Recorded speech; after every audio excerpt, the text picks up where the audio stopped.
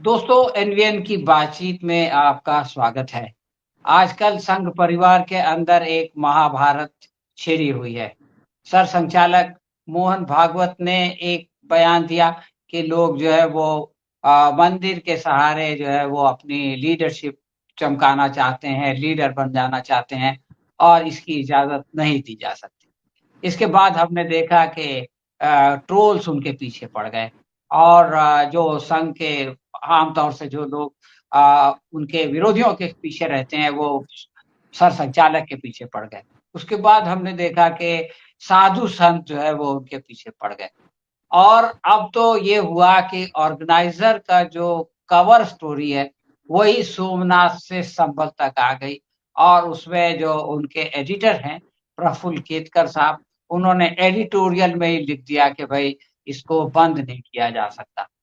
तो मैं हमारे मेहमान श्री तुषार गांधी साहब से ये जानना चाहता हूँ कि संघ के बारे में ये बात कही जाती थी कि इसमें अनुशासन बहुत है, इसका में प्रशिक्षण होता है और सारे लोग जो है वो एक जैसा सोचते हैं और एक जैसा बोलते हैं और जो भी ऊपर से आता है उसको सुनते हैं और उसको मानते हैं। तो ये बात जो है वो संघ के बारे में हमेशा कही जाती रही। लेकिन ये 1 हफ्ते की जो घटना है, जिसमें सरसंघचालक को जिस तरह से सोसाइटी के अलग-अलग सेक्शंस यानी ये कि आम ट्रोलर्स ने, साधु संतों ने और उसके बाद खुद ऑर्गेनाइज़र ने जिस तरह से उनकी मैं समझता हूँ अवमानना की है, इसको आप कैसे देखते हैं तुषार साहब? ये इसमें दो चीज है सलीम भाई। संघ जो है वो कोई भी चीज और जो पब्लिक के सामने करता है वो चीजों को स्पॉन्टेनियसली नहीं होने देता है। उसमें उनकी मंशा होती है, उनकी एक मकसद होता है और उससे करते हैं। संघ के ऊपर बहुत वक्त से ये इल्ज़ाम लगाया जाता है कि वो अथॉरिटेरियन फैसिस्ट ऑर्गेनाइजेशन है। इसलिए ऐसी हार्मलेस आर्ग्यूमेंट्स को, मतभेदों को पब्लिक के सामने करके वो ये एस्टेब्लिश करना चाहते हैं कि नहीं नहीं हम तो डेमोक्रेटिक है। देखिए हमारे सरसंघ चालक ने जो बात कही उससे हमें विरोध था, मुखालफत थी, तो हम झिझके नहीं, हमने उनको भी टोक दिया, उनकी भी टिका कर दी। ये एक दिखावा है। तो ये एक पहलू है कि ये भी वो लोग दिखाना चाहते हैं कि जो लोग हमारी टिका करते हैं, हमको फैसिस्ट बुलाते हैं, हमको अथॉरिटेरियन बुलाते हैं, देखिए हम तो हमारे लीडरों की भी टिका करने में झिझकते नहीं है। वो दिखा दिया उन्होंने, क्योंकि जानते हैं कि ये शब्दों से करना है, अंदर से तो हम लोग सब जब वक्त आएगा तो एक साथ मिलकर ही हमारा जो मकसद है वो अचीव करने के लिए जो भी करना पड़े वो करेंगे। तो ये एक पहलू उसका हो गया जिसमें वो सफल भी हो गए कि भाई लोगों ने देखा कि अरे देखो ये लोग तो आपस में एक दूसरे के वो साथ झगड़ते हैं, मतभेद रखते हैं, वो सब। ये बात। दूसरी बात ये हमने समझना है कि संघ और उसके जो पॉलिटिकल और दूसरे की संतानें हैं जो समय समय पर जरूरत होने पर उन्होंने पैदा की थी, वो एक अब मोनोलिथ नहीं रहे। उसके अपने खुद के, उनके सारों के अपने खुद के पावर स्ट्रक्चर्स बनने लगे हैं और इसके कारण उनके जो लीडर्स बन के बैठे हैं उनके पॉलिटिकल एम्बिशंस अब सामने आने लगे हैं। वो लोग भी ये कंटाल गए हैं कि भाई नागपुर से हमेशा हमारी लगाम पकड़ी जाती है और हमें रोका जाता है, ये लगाम काटने का वक्त अब आ गया है। तो वो एक दूसरा जो पॉलिटिकल एम्बिशंस वाला फेज है उसमें वो लोग जा रहे हैं। तीसरा ये है कि जब एक पक्ष जो सारे समाज को अच्छी लगे वैसी बात करने लगता है और उसका अंजाम उन्हीं लोगों के साथ बैठे हुए लोगों को लगता है कि नहीं नहीं हमारे जो लोग हैं उस पर इसकी गलत असर जाएगी, तो वो लोग अपनी भाषा, अपनी जुबान, अपने टोन में बोलना शुरू कर देते हैं कि भाई देखो हम तो हमारी बात नहीं छोड़ते। हमारे वो लोग शायद उन्होंने जो कहा उससे आप नाराज भी होते हो, तो हम अपनी बात नहीं छोड़ने वाले और हम वही लाइन पे चलने वाले हैं।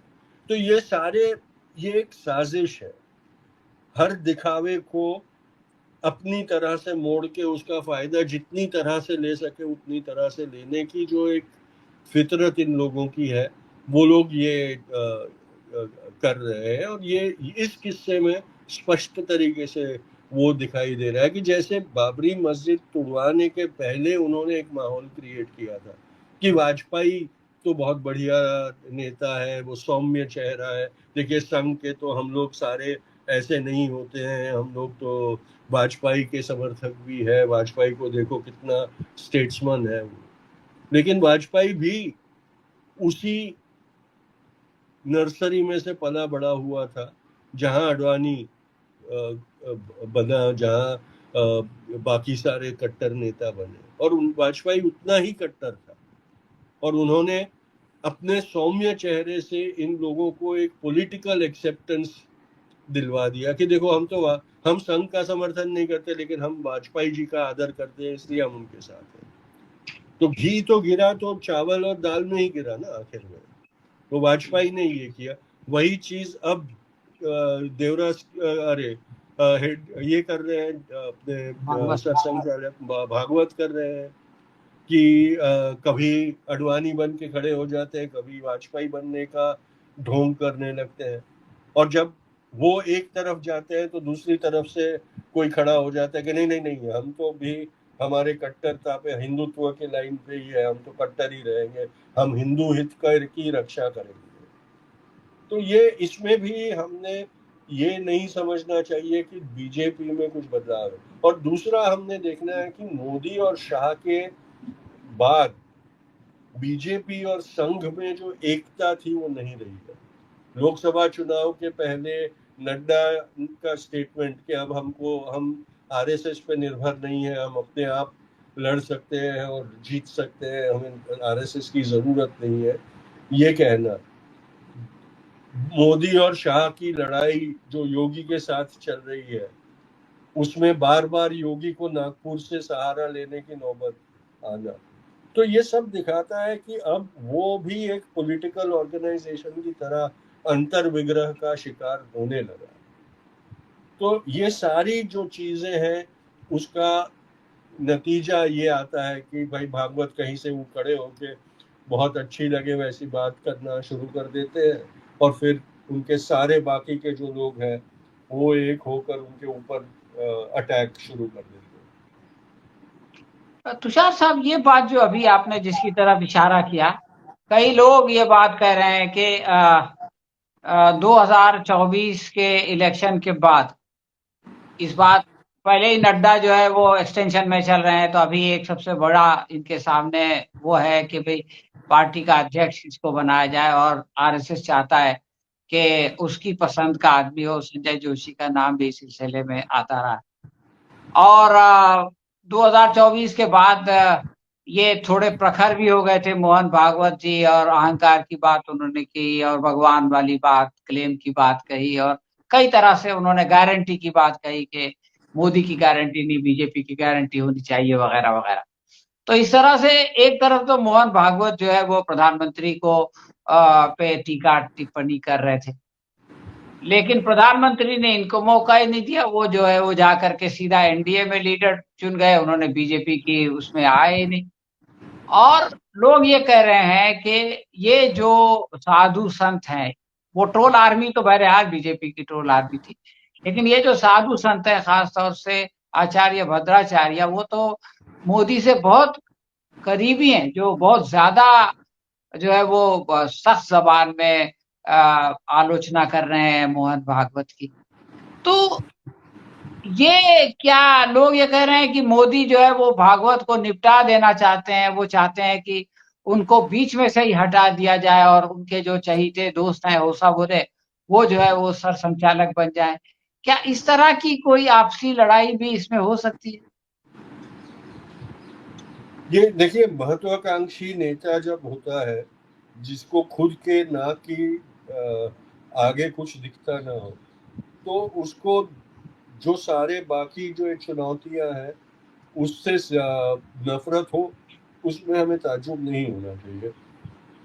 और मोदी एक अब मेगालोमेनिया के पागलपन की स्टेज पे पहुंच गए हैं। उनको वो अपने आप को दिव्य पैदाइश कहलाने लगे हैं, भगवान का अवतार कहलवाने लगे हैं वो सब। तो उस स्टेज में कोई और किसी और की चुनौती या किसी और का ये दावा कि भाई हमारे पूरे ऑर्गेनाइजेशन में तो मैं ही सर्वे सर्वा हूँ और मेरा हुक्म ही चलेगा, ये बर्दाश्त करना उसके लिए मुमकिन नहीं है। और इसीलिए जब योगी उत्तर प्रदेश में बड़ा होने लगा और आवाज उठने लगी कि अब मोदी को निकाल के योगी को लाना है, तो योगी के ऊपर निशाना साधा गया। और वैसे ही मोहन भागवत के ऊपर भी बंदूकें तैनात की गई है।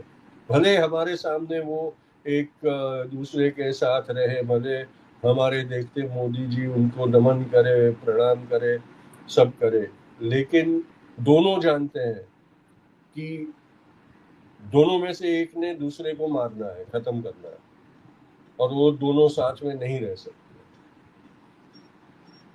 अच्छा, एक सवाल ये है कि प्रफुल्ल केतकर ने कवर स्टोरी बना दी और एडिटोरियल लिख दिया, लेकिन जब इस पर बहस शुरू हो गई तो उसने यू टर्न ले लिया और उसने कहा कि मैं जो है वो परम पूज्य सर संचालक की बात को मानता हूँ और उन्हीं की बात को सही समझता हूँ, और उसमें मैंने उनके खिलाफ कुछ नहीं लिखा। तो ये अजीब बात है कि सर संचालक तो कह रहे हैं कि भाई अयोध्या के बाद कोई मसला उठाया ही ना जाए, और ये कह रहे हैं कि संभल से लेकर के जो है वो सोमनाथ तक सारे मसाइल को उठाया जाए, और फिर ये कहते हैं कि मैं जो है वो उनके खिलाफ नहीं हूँ, बल्कि मैं उनसे पूरी तरह सहमत हूँ और उन्हीं की लाइन पे चलना चाहता हूँ। तो इस तरह से जो बातें इनकी तरफ से आती हैं, विरोधाभास वाली बातें, तो एक आम आदमी जिसका कि संघ से कोई ताल्लुक नहीं है, ना वो संघ का विरोधी है, ना वो संघ का समर्थक है, जब वो इस तरह की बातें सुनता है कि साधु संत कुछ कह रहे हैं, सर संचालक कुछ कह रहे हैं, एडिटर आज कुछ कह रहा है, कल कुछ और कह रहा है, तो उसकी सोच पे क्या असर पड़ता है, वो संघ के बारे में क्या राय बनाता है? सलीम भाई, कोई असर नहीं होने वाला। पिछले 8 सालों में, 10 सालों में मोदी सरकार ने जितने यू टर्न मारे, उतने यू टर्न अगर कोई सरकार मारती तो वो चुनाव जीत नहीं पाते, लोग ऊब गए होते उनसे। लेकिन उन्होंने हर किसी को किसी ना किसी एक लालच से, किसी न किसी एक तरीके से गुमराह करने की कोशिश में सफलता इतनी पाई है कि वो लोग पॉलिसी में यू टर्न मारते रहे या इस तरह से अपने ही बयान करके उस पर मुखर जाए, तो लोगों को, उनके समर्थकों को फर्क नहीं पड़ता इससे। ये अब वो जो एडिटर साहब है उनकी तो फितरत ऐसी है कि भाई मैंने तो सिर्फ पत्थर फेंका था, मैं ऐसा नहीं चाहता था कि उनका सर फूटे, जख्म हो, खून निकले। मैंने तो सिर्फ पत्थर फेंका था, सिर्फ पत्थर फेंकना की मेरी नीयत थी, वो पत्थर ने उनको इंजर कर दिया। तो ये जो जिम्मेदारी ना लेने की बात है, जो अडवाणी रथ यात्रा करके गया बाबरी मस्जिद को ढाने के लिए, वो भी अपनी जीवन काल में बोलता है कि नहीं नहीं, ये बहुत दुखद हुआ, वो मुझे उसका खेद है। ये अरे तूने तो सब करवाया, तेरे कारण तो सब ये हुआ है, ये बखेड़ा पूरा उसका जनक तू है, अब तुझे खेद होने से क्या फायदा। तो ये उनकी फितरत रही है कि गोली चलाते हैं, गोडसे को भेजते हैं बापू को गोली मारने के लिए, उसके बाद कहते हैं कि नहीं नहीं, ऐसे आदमी को मारना नहीं चाहता, हमें बहुत दुख हुआ उनकी मौत पर। अरे तुमने 34 से उनको मारने के लिए एक के बाद एक प्रयत्न करते रहे, तुम और तुम्हारे लोग, तुमको कौन सा दुख होता है? लेकिन दिखावे के लिए नहीं नहीं, हमको तो कितना आदर है, देखो प्रातः स्मरण में हम गांधी के सिवा आगे नहीं बढ़ते, ये नहीं करते, वो नहीं करते। तो ये दोगलापन जो उनकी है, उनकी जो ये अंग्रेजी में जो कहते हैं ना फोर्थ टंग, जी। ये जो उनकी नीति है उसका ये नतीजा है। लेकिन दूसरों के साथ क्या होता है कि वो लोग अगर ऐसा करते हुए पकड़े जाए तो उसकी बुरी असर उनके ऊपर होती है। लेकिन इन्होंने मेजॉरिटी जनता को ऐसे हिप्नोटाइज करके रखा है कि वो ये सारी चीजों को नजरअंदाज करने में झिझकती नहीं है, और वो जानते हैं ये बात। इसलिए वो जानते हैं कि हम कितने भी पलटी मारे, कितनी भी गुनाट मारे, कितने भी हम लोग बहानेबाजी करते रहे, ये लोग सब मान जाएंगे, आखिर में वो हमारे साथ ही रहने वाले। तुषार गांधी साहब, अभी आपने कहा कि ये जो दो लोग हैं, एक मोहन भागवत है जो कि एक संस्था के, एक संघ के जो है वो सरसंघचालक है, जिसने के इस पूरे परिवार का समझो कि मुखिया है, और ये सरकार भी उसकी है, तो वो चाहते हैं कि उनकी मर्जी चले, और मोदी जी किसी की मर्जी को मानने के लिए तैयार नहीं है। तो इन दोनों में से एक जो है वो दूसरे को खत्म कर देगा, क्योंकि एक म्यान में एक ही तलवार रहेगी। तो आपको क्या लगता है कि एक ऐसा इंसान जिसके पास इतना बड़ा संगठन है, और वो जो है वो सरकार पर हावी हो सकेगा, या ये कि वो सरकार जो है वो अपने ही संगठन को अपने बुलडोजर से कुचलने में कामयाब हो सकेगी? क्या संभावना ज्यादा? संभावना तो मोदी के बुलडोजर की सफलता की है, क्योंकि उसने अपने रास्ते में आने वाले हर पत्थर को तोड़ दिया, नष्ट कर दिया, विनाश कर दिया, हर दीवार को गिरा दिया।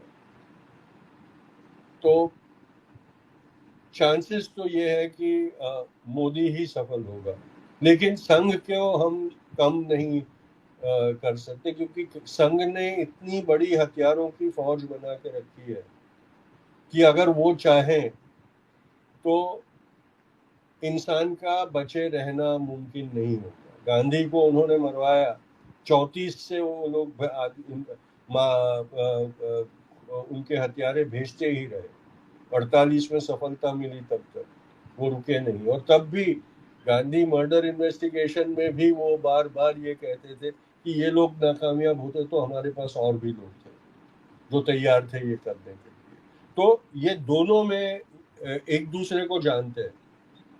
संघ जानता है कि मोदी शाह का कॉम्बिनेशन कितना खतरनाक है, मोदी शाह जानते हैं कि संघ का ऑर्गेनाइजेशन कितना खतरनाक है, इसलिए वो लोग आपस में भिड़ रहे हैं और लड़ रहे हैं। लेकिन ये कहा मैंने, उसके पहले पहले का जो सवाल था उसके बारे में मैं कुछ बोलना चाहता हूँ। भागवत कितनी भी सयानी बात क्यों ना कर दे, जब मस्जिद तोड़ने के लिए जाना होगा तो कुल्हाड़ी लेकर सबसे पहले भागवत जाएगा, ये भी आप लिख के रखिए। कितनी भी बार उसने कहा हो कि नहीं नहीं ये सब अब भूल जाना चाहिए, आगे नहीं बढ़ाना चाहिए, हम सब एक है, सबका अधिकार एक है, जब वक्त आएगा नफरत की राजनीति का तो ये सारे के सारे प्रथम पंक्ति में पाए जाएंगे। तुषार साहब, आरएसएस अपनी 100वीं वर्षगांठ मनाने जा रहा है अगले साल, अभी 3-4 दिन बाकी है, और वो लोग पूरा साल जो है उसको बनाना चाहते हैं, अपना जो है वो शताब्दी। तो ऐसे में एक तरफ संघ जो है वो अपने 100 साल की उपलब्धियों पर लेकर के मैदान में जा रहा है, और उसके सामने जो है वो मोदी का बुलडोजर का आना, और इसलिए आना ताकि वो उसके वर्चस्व को कुचल सके। ये कितनी बड़ी विडंबना है आपके ख्याल? विडंबना तो है, लेकिन वास्तविकता भी है कि आरएसएस आज जिस ताकत को एंजॉय कर रही है वो मोदी की बदौलत है, वरना आरएसएस के पास इतना पैसा, इतनी ताकत पहले कभी नहीं थी। मोदी और शाह ने जो पैसा उनको मुहैया करवाया है, उसके चलते ये 100 साल की जो पूरे 1 साल की सेलिब्रेशन वो करने वाले हैं, उसका फाइनेंसर भी मोदी और शाह ही है, उसके उनके कारण ही आ रहा है। तो कहीं ना कहीं आपको दिखेगा कि ये साल में 3 लोग अपने आप को प्रमोट करेंगे, क्योंकि अब यूपी में से योगी ने भी वो क्षमता करनी है कि अपने तौर पर वो अपना प्रोजेक्शन करवा सके, उसने अपनी मॉनिटरी पोजीशन बना ली है। योगी कोशिश करेगा, मोदी और शाह भरपूर कोशिश करेंगे, और आरएसएस अपनी तरीके से संचालक को प्रोजेक्ट करेगी। तो पूरे साल में हमको ये बात दिखेगी कि किसकी तस्वीर बड़ी, किसका कटआउट बड़ा, किसको ज्यादा वक्त मिलता है, किसकी जय जयकार ज्यादा होती है, इसकी कॉन्टेस्ट हमें दिखेगी पूरे साल भर में। तो बहरहाल ये साल इस तरह से तो बड़ा दिलचस्प होगा कि 3-3 खिलाड़ी एक साथ जो है वो मैदान में होंगे। एक तरफ मोदी और शाह होंगे, एक तरफ योगी होंगे और दूसरी तरफ भागवत और उनकी फौज होगी। और सारे देश के लोग जो है वो ये तमाशा देखेंगे कि इनमें जो है वो कौन किसका रथ आगे जाता है और किसका घोड़ा पीछे रह जाता है। आगे इस सिलसिले में जो भी डेवलपमेंट होगा हम आपसे बात करेंगे। आपने समय निकाला इसका बहुत-बहुत शुक्रिया। शुक्रिया धन्यवाद। सलीम भाई।